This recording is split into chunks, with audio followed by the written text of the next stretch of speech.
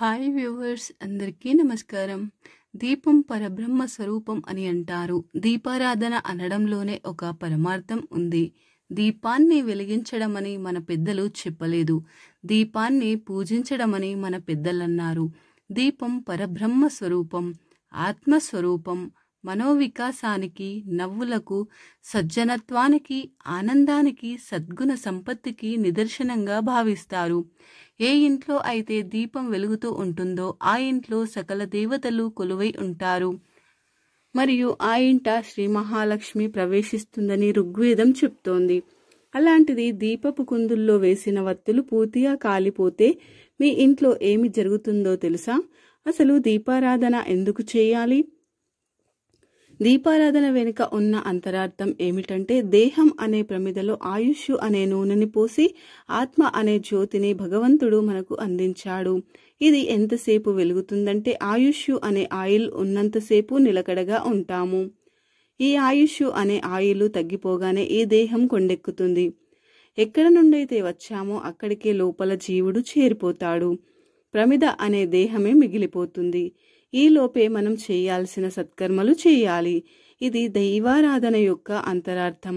అయితే ఇంత విశిష్టత ఉన్న దీపారాధనలో అనేక మందికి అనేక రకాల సందేహాలు ఉన్నాయి. దీపం వెలిగించిన తర్వాత పూజ మధ్యలోనే దీపం కొండెక్కితే ఏమి జరుగుతుంది? అలాగే వత్తులు పూర్తిగా కాలిపోతే ఏం జరుగుతుంది? ఇవే కాక ఇంకా అనేక సందేహాలు మదిలో మెదులుతూ ఉంటాయి. ఇంటిలో ఎప్పుడు కూడా తన కుటుంబం వృద్ధిలోకి రావాలని కోరుకుంటూ ఇంటి యజమాని మాత్రమే దీపాన్ని వెలిగించాలి. ఇంటిలో వెలిగించే జ్యోతులు ఎల్లప్పుడూ తూర్పు ముఖంగానే వెలగాలి. అది మంగళ దీపం. ఈశ్వర స్వరూపం. బ్రహ్మ, విష్ణు, మహేశ్వరులు ఆ దీపాలుగా ఉన్నారు.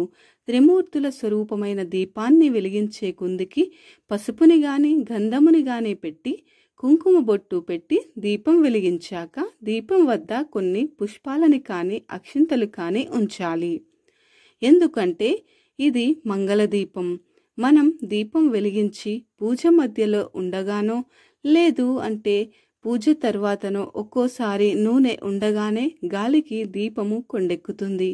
అలాంటప్పుడు చాలా అశుభంగా భావిస్తాము, టెన్షన్ పడుతుంటాము ఏమవుతుందో అని. కానీ అలా భయపడాల్సిన అవసరమైతే ఏమీ లేదు. భగవంతుణ్ణి మనసారా ఒకసారి నమస్కరించుకొని, నీవే మాకు దిక్కు, రాబోయే సమస్యల నుంచి మమ్మల్ని నీవే కాపాడు తండ్రి అని ప్రార్థించి ఆ వత్తిని మార్చి కొత్త వత్తి వేసి మళ్ళీ దీపం వెలిగించాలి. ఇక వత్తులు పూర్తిగా ఆహుతి అయిపోతే ఏమవుతుందో అని గాబరా పడకండి. ఇది శుభ సంకేతం.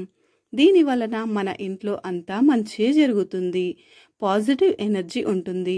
దీని వలన ఎలాంటి చెడు జరగదు. మనం దీపాన్ని వెలిగించి దేవునికి సమర్పిస్తాము. అందులో వేసిన వత్తులు పూర్తిగా ఆహుతి అయితే దేవుడు మన భక్తిని సంపూర్ణంగా స్వీకరించాడని భావించండి. అంతా శుభమే జరుగుతుంది. ఇందులో ఉన్న సమస్య ఒకటే, పూర్తిగా ఆహుతి అయితే ప్రమిద మొత్తం నల్లగా అవుతుంది. శుభ్రం చేయడం కష్టమైతే అలా నల్లగా అవ్వకుండా ఉండాలంటే దీపం వెలిగించే ముందు నూనె పోసి అందులో వత్తులు వేసి వత్తి మధ్యలో అంటే సగభాగం వద్ద ₹1 నాణాన్ని ఉంచండి. ఇలా చేయడం వలన నాణం ఉన్నంత వరకు మాత్రమే వత్తి ఆహుతి అవుతుంది.